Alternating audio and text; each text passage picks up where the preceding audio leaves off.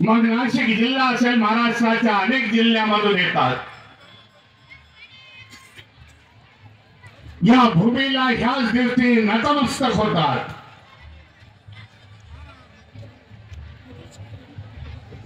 कारण ही पवित्र भूमी आहे. बाबासाहेबांच्या पावन स्पर्शाने,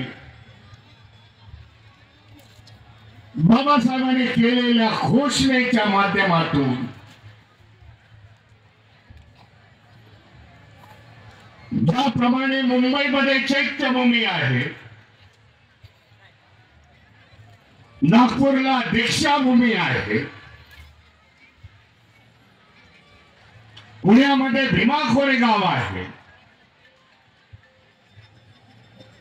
त्याप्रमाणे ह्या नाशिक जिल्ह्यात येवला ही भूमी आमच्यासाठी पवित्र आहे. म्हणून नाशिक वासियांना सांगू इच्छितो, ज्या संख्येने आज तुम्ही येता त्याच्यापेक्षा एक 10 पटीने तुम्ही या भूमीवरती येण्याची गरज आहे. कारण ही बाबासाहेबांच्या क्रांतीची भूमी.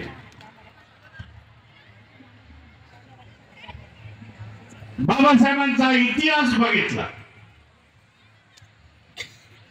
बाबासाहेबांचा क्रांतीचा इतिहास जर बघितला तर 35 पासून बाबासाहेबांनी त्याच्या आधीपासून संपूर्ण महाराष्ट्रामध्ये महार आणि मांगाच्या परिषदा घेतल्या. त्या आपण बोलत होतो म्हणून मी उल्लेख केला. आणि संपूर्ण महाराष्ट्रामध्ये त्या काळामध्ये 5-6 वर्षामध्ये समाजामध्ये चेतना निर्माण व्हावी, समाजामध्ये प्रबोधन करावं, अशा प्रकारच्या मांग आणि महाराच्या परिषदा घेतल्या.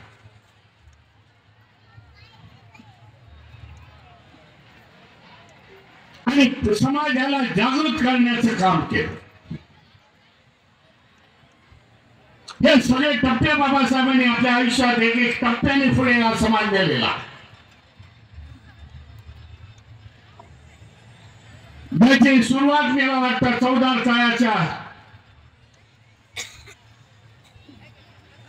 14 चाळ्यापासून सुरुवात होत. पाणी प्रशासन करण्याचा देखील आम्हाला हक्क आणि अधिकार आहे. हे बाबासाहेबांनी त्यावेळेला सांगून दिलं, दाखवून दिलं. आजपर्यंत बघितलं तर बाबासाहेबांचा इतिहास कधी कायद्याच्या विरोधात नव्हता, न्यायाच्या विरोधामध्ये नव्हता. जे जे संघर्ष केलेले आहेत, जे जे सत्याग्रह केलेले आहेत,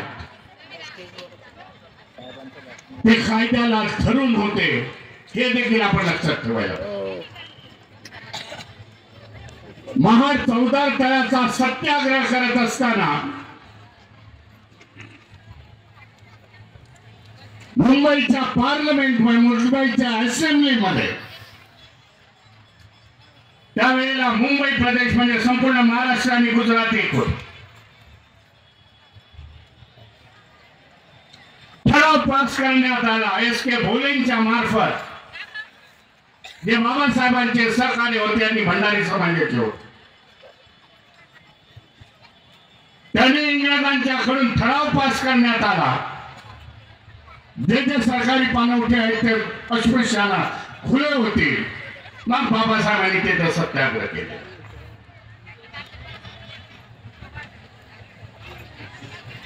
जो सत्याग्रह ह्युमन राईट त्याचा आत्ताच्या काळामध्ये उल्लेख करतात. मानवतेचा सत्याग्रह, मानवतेच्या अधिकारासाठी सत्याग्रह.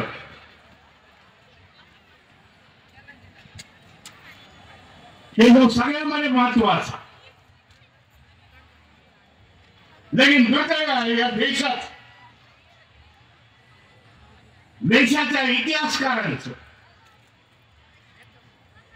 त्या गुजरात मधल्या मिठाच्या सत्याग्रहाला जास्त महत्व दिलं परंतु पाण्याला कमी महत्व दिलं.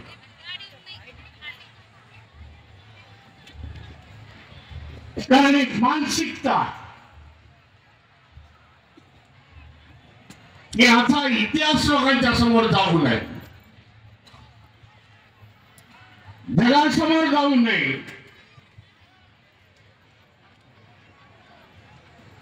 की माणसाला पाण्यापासून वंचित ठेवण्यात येतं. त्यामुळे हा सत्याग्रहाचा इतिहास दडपण्याचा आज आम्ही आहोत. आंबेडकर अनुयायी आहे, बाबासाहेबांचे अनुयायी आहे. अशा प्रकारच्या सत्याग्रहाला 20 मार्चचा सत्याग्रह त्या दिवशी हजारो लाखोच्या संख्येने त्या तलावाला, त्या चौदा तलावाला नतमस्तक होण्यासाठी लोक आहेत.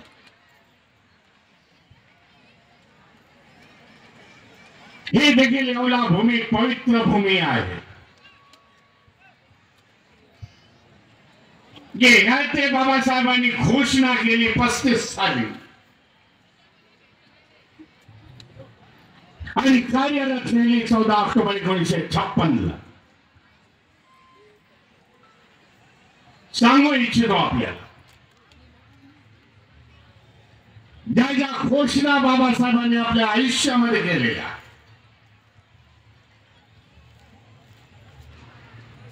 त्यांनी पूर्णत्वास नेलेल्या आहेत. महापरिनिर्वाणाच्या आधीपासून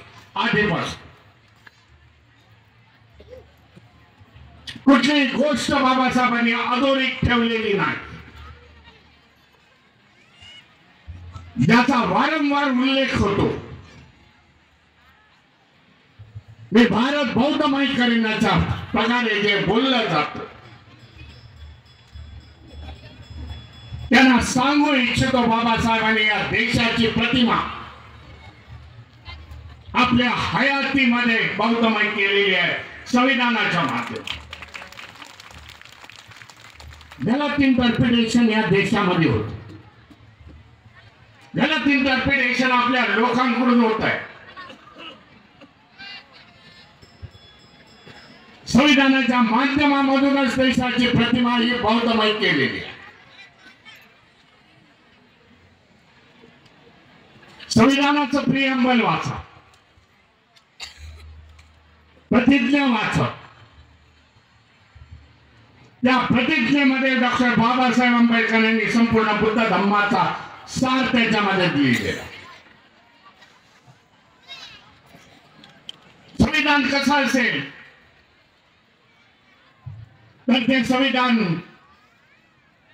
बुद्धाच्या विचारसरणीने असेल, जो समतेचा मार्ग देईल, भाईचारा देईल, न्याय व्यवस्था देईल, करुणा देईल. हा संपूर्ण सार त्यांनी बाबासाहेबांनी संविधानामध्ये दिला.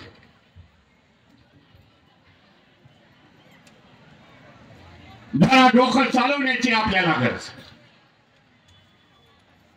वाचून त्याचा इंटरप्रिटेशन करण्याची गरज आहे. अनेक गोष्टी बाबासाहेबांनी ते जेव्हा ड्राफ्टिंग कमिटीचे अध्यक्ष होते, संविधान लिहिण्याचे अध्यक्ष होते, ज्याला मराठीमध्ये आपण मसुदा कमिटीचे अध्यक्ष होते, सगळे बुद्धमय उदाहरणं त्याच्यामध्ये आपल्याला दिसते. काय बाकी ठेवले? ध्वज तिरंगा आहे, त्याच्यामध्ये अशोक चक्र आहे, ज्याला आपण धम्मचक्र देखील म्हणू शकतो. 24 आऱ्याचा आहे, सम्राट अशोकाचा. पिंपळाचा वृक्ष आहे, ज्याला बौद्ध वृक्ष आपण म्हणतो. ज्या बौद्ध वृक्षाखाली भगवान गौतम बुद्धाला ज्ञान प्राप्ती झाली, तो पिंपळ वृक्ष, बौद्ध वृक्ष हे देशाचं प्रतीक आहे, झाडाचं प्रतीक आहे. कमळाचं फूल हे नॅशनल फूल आहे. हे भारत रत्न अनेक रत्न दिले जातात. रत्न काय? बौद्ध धम्मामध्ये उच्च पदीची डिग्री म्हणा, प्रतिमा म्हणा, हे रत्न हे प्रतीक का? देशाचा रंग कसा असावा? निळ्या आभाळासारखा बाबासाहेबांनी निळा रंग हा देशाचा रंग सांगितलेला. म्हणून ही प्रतिमा बाबासाहेबांनी देशाची संपूर्ण बौद्धमय बनवलेली आहे. या प्रतीकाच्या माध्यमामधून म्हणून या देशाची ओळख जेव्हा विदेशामध्ये होते, भगवान गौतम बुद्धाची जन्मभूमी आणि कर्मभूमी म्हणून तिचा उल्लेख केला जातो.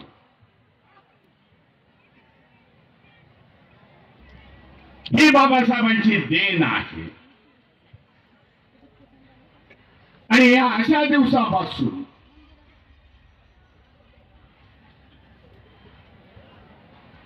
मोठ्या संख्येने येऊन बाबासाहेबांना नतमस्तक होणं, ज्या उद्देशाने बाबासाहेबांनी समाज निर्मितीचं काम केलं, तो समाज निर्माण करण्याचं काम या दिवशी एक शपथ घेण्याची, मनोमन गाठ बांधण्याची आज गरज आहे मी समजतो. कारण देशातली व्यवस्था अतिशय गलत रीतीने चाललेली आहे. देशाची व्यवस्था जी आहे, राजकीय व्यवस्था असेल, सामाजिक असेल, धार्मिक असेल, ज्या पद्धतीने तुम्ही त्या झपाट्याने पुढे येतात बाबासाहेबांच्या क्रांतीच्या नंतर, ती क्रांती दाबवण्याचं काम आज देशामध्ये सुरू आहे हे देखील लक्षात घ्या. म्हणून एकजूट असणं गरजेचं आहे. आज आम्ही लाखो आणि करोडोच्या लोकसंख्येने आम्ही जमतो आणि बाबासाहेबांचे विचार आम्ही घेऊन घराघरामध्ये जातो. बाबासाहेबांनी दिलेला बुद्ध धम्म आम्ही घरामध्ये नेतो. समता सैनिक दलाची निर्मिती करतो. राजकीय पक्षाला आम्ही आमचा सपोर्ट करतो. हे दाखवणं गरजेचं आहे की ज्याच्यामुळे तुमचा विचाराचा शत्रू हा थोडासा हपकेल आणि आपल्यावरती चालून येणार नाही. ज्याप्रमाणे बाबासाहेबांनी क्रांती आणि प्रतिक्रांती आपल्या पुस्तकामधून मांडली,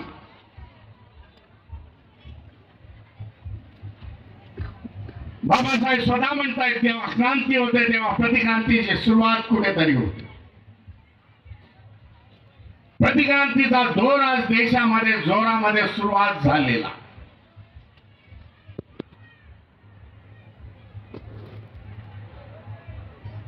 ज्या संख्येने आपण पुढे आलेलो आहे त्या संख्येने पुढे मागे टाकण्याचा प्रयत्न होतोय. आपल्या हयातीत मध्ये बाबासाहेबांनी हे सगळे धोके सांगितलेले.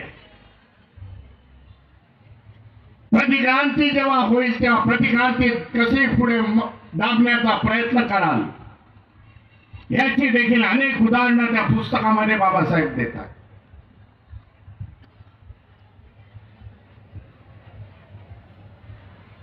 दूरदृष्टी होते बाबासाहेब.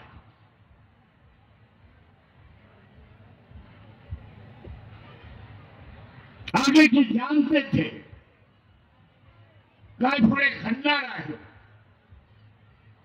म्हणून मी बाबासाहेबांचं वाक्य, मी आणलेला क्रांतीचा रथ हा मागे जाऊन देऊ नका. जमत असेल तो पुढे न्या परंतु मागे नेऊ नका. त्या स्थितीमध्ये ठेवा हे बाबासाहेब सांगतात. कारण ज्येष्ठ होते, पुढची सोच होती. हे जरी आठवलं तरी आपल्याला कुठल्या मार्गाने जायचं आहे हे आपण जाणताय. देशामध्ये जेव्हा धम्म क्रांती यशस्वी होईल, आपली संख्या करोडोने दिसेल, जनगणनेच्या माध्यमातून, तेव्हा हे प्रतिक्रांतीचा उठलेला वावचट कुठेतरी गप्प बसेल. समाजाची एकजूट दाखवण्याचा प्रयत्न होईल.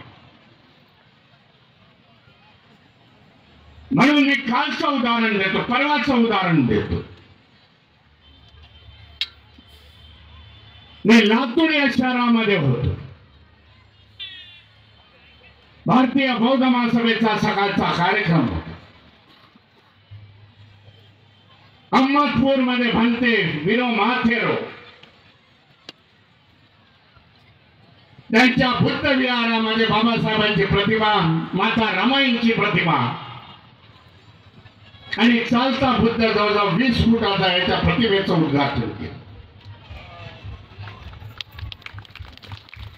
बरं, बुद्ध विहार छोटं मोठं नव्हतं, 20 एकर मध्ये.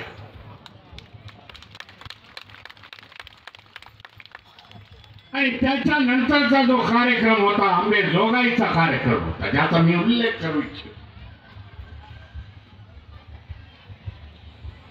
माझ्या 10 वर्षाच्या धार्मिक कार्यक्रमामध्ये, सामाजिक कार्यक्रमामध्ये, राजकीय कार्यक्रमामध्ये असा कार्यक्रम बघितला. मी पण सांगितलं कशाही परिस्थितीत 4 मोठे कार्यक्रम करून मी 5व्या कार्यक्रमाला आपल्याकडे गेलो. गाडी सुटली असती तर आज मी इथे दिसलो नसतो. कार्यक्रमाचं टायटलच होतं, कार्यक्रमाचं जे टायटल दिलं होतं ते होतं ढोर मातंग चर्मकार समाज धर्मांतरित, त्या सगळ्यांचा सत्ता.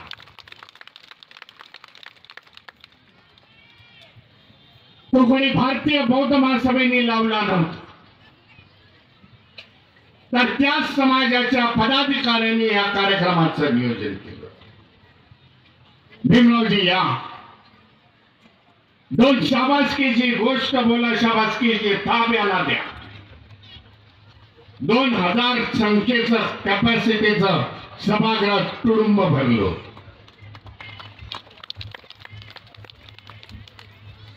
आम्ही कक्षा वाढवण्याचा प्रयत्न करतो. या लोकांनी 10 वर्षापूर्वीच, काहींनी अलीकडच्या काळामध्ये मातंग समाजामधून, चर्मकार समाजामधून, ढोर समाजामधून याचा उल्लेख मी तिथं टाळला ह्याच्यासाठी की हे सगळे शब्द मला जातीवादी वाटतात. आज तुमची जी प्रतिमा, त्यांना उद्देशून मी म्हटलं, तुमची जी प्रतिमा आज उभी आहे, बौद्ध ढोर, बौद्ध मातंग वगैरे अशी नाही, तर बौद्ध म्हणून तुमचा उल्लेख व्हायला पाहिजे. हे जातीवादी शब्द ते गाडून टाका. बाबासाहेबांना कास्टलेस सोसायटी इथे निर्माण करायचं. आणि हे बाबासाहेबांचं धैर्य होतं की शेड्यूल कास्ट मधल्या, शेड्यूल ट्राईब मधल्या ज्या जाती आहेत त्या पुसून टाकून त्यांना बौद्ध याच्या स्ट्रीम मध्ये आणणं बाबासाहेबांचं ध्येय. थोड्याफार प्रमाणामध्ये आम्ही यशस्वी झालो, माझे सगळे पदाधिकारी यशस्वी.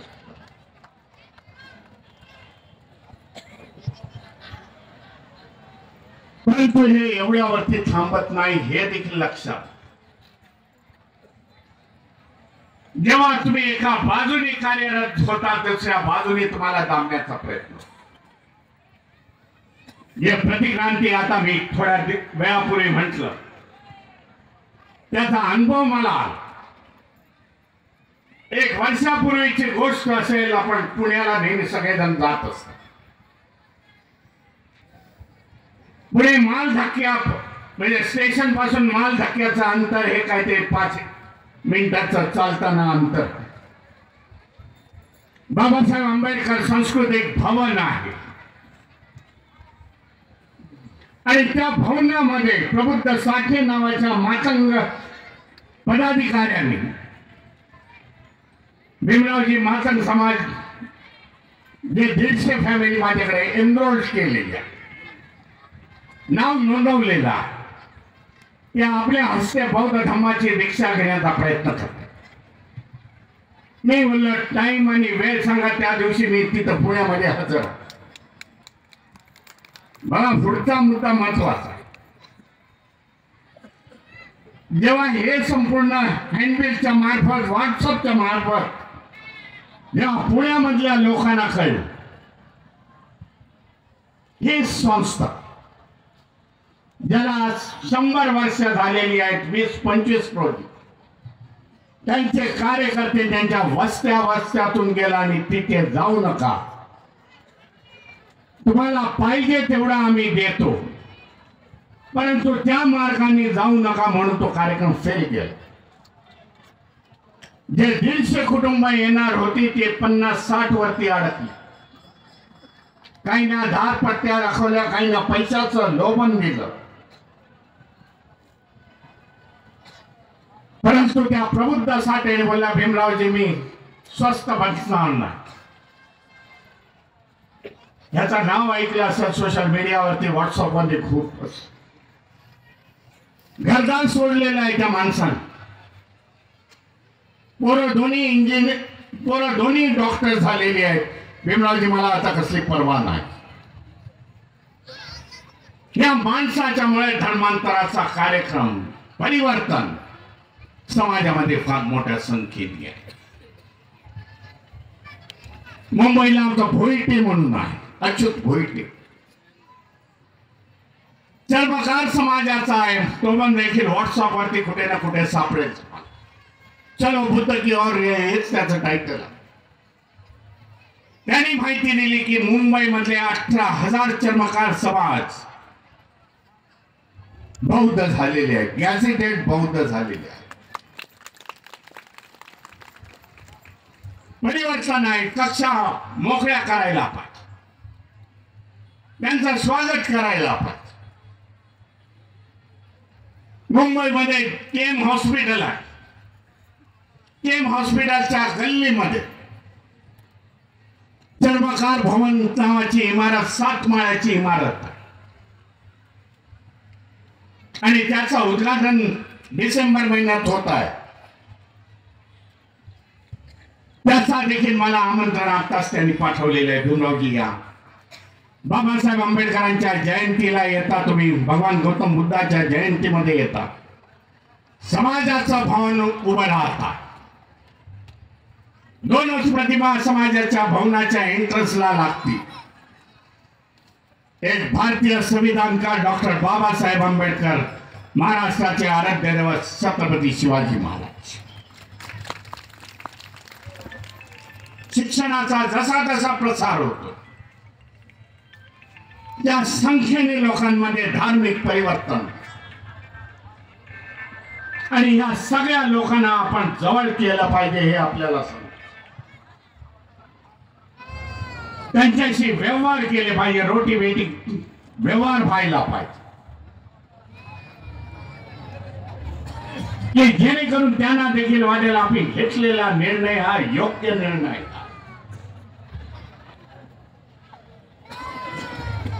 जे प्रतिक्रांती दबलेली आहे त्याला प्रतिक्रांतीला अशा क्रांतीमधून उत्तर देण्याची गरज आहे.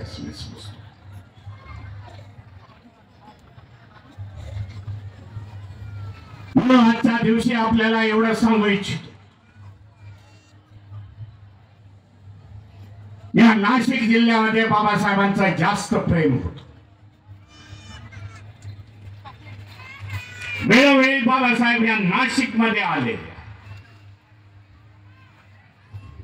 नाशिक मधून बाबासाहेबांचे सहकारी होते दादासाहेब गायकवाड, की ज्यांनी बाबासाहेबांना तोला मोळाची साथ दिली. बाबासाहेबांची धार्मिक चळवळ असेल, सामाजिक चळवळ असेल, राजकीय चळवळ नेण्याचं महान कार्य दादासाहेब गायकवाडांनी केले. एका दिलाने त्यावेळेला उभे राहिले भारतीय बहुजन सभा रिपब्लिकनचे नेते,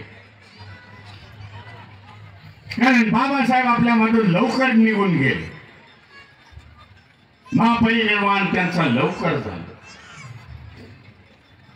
मग अशा कार्यक्रमामधून सकाळच्या वेळेला भारतीय बौद्ध महासभेचं अधिवेशन व्हायचं आणि संध्याकाळच्या वेळेला राजकीय मीटिंग व्हायची. म्हणून आज आपण संख्येने वाढलेलो. बाबासाहेबांची धम्मक्रांती ही बेस आहे, पाया आहे. हे बाबासाहेबांनी त्या काळाला जाणलेलं.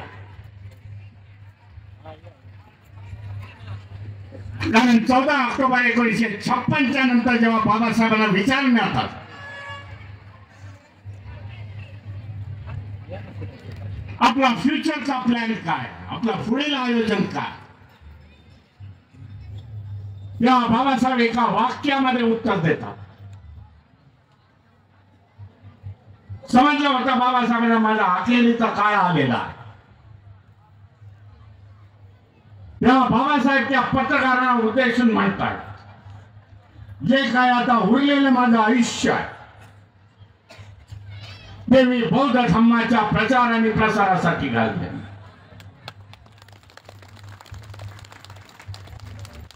आज तोच मुद्दा, तेच ध्येय, तेच उद्देश ठेवून भारतीय बौद्ध महासभा देशामध्ये काम करते.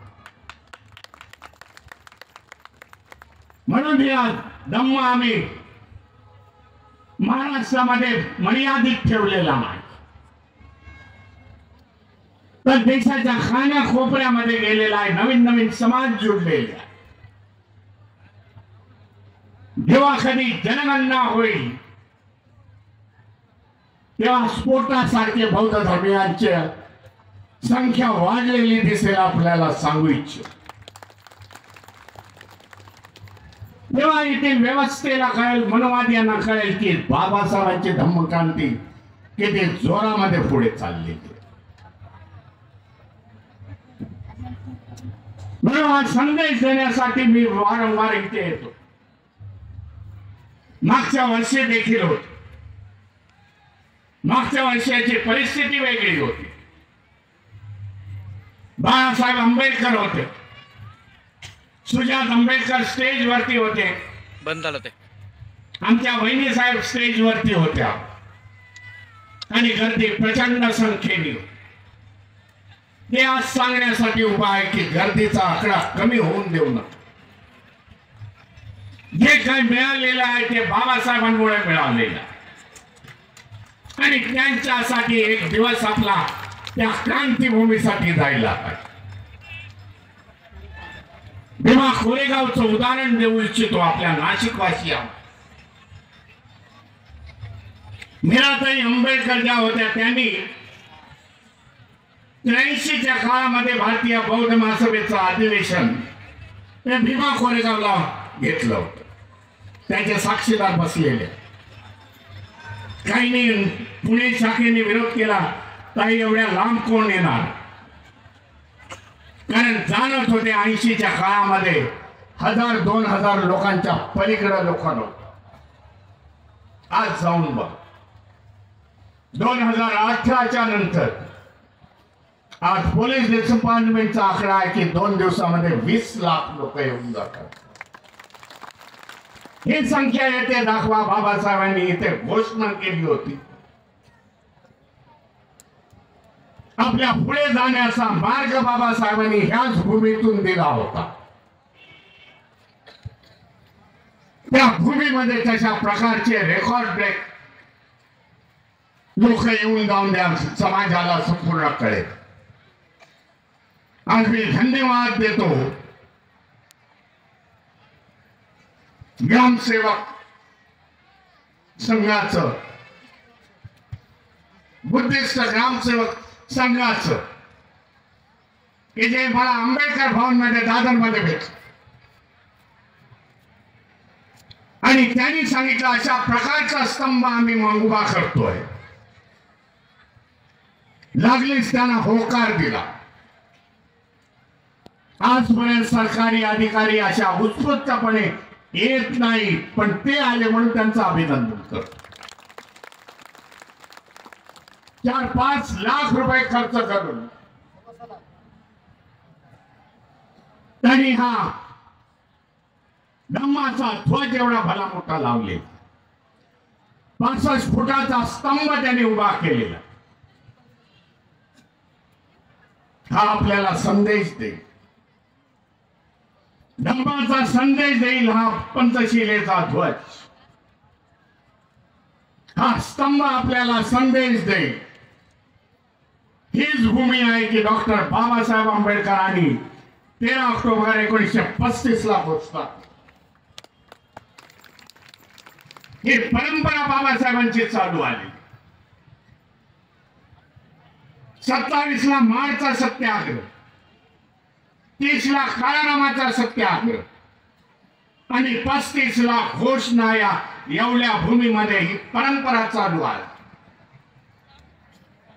आणि बघितलं की परिवर्तन काही होत नाही, आपल्याला दुसरा मार्ग निवडावा लागेल. बाबासाहेबांना दुसरा धम्माचा मार्ग या एवढ्या भूमीमध्ये सापडला. म्हणून ही भूमी आपल्यासाठी पवित्र आहे. आपल्या सगळ्यांचं अभिनंदन करतो की आपण सकाळपासून इथे उपस्थित आहात. समता सैनिक दलाचं मी अभिनंदन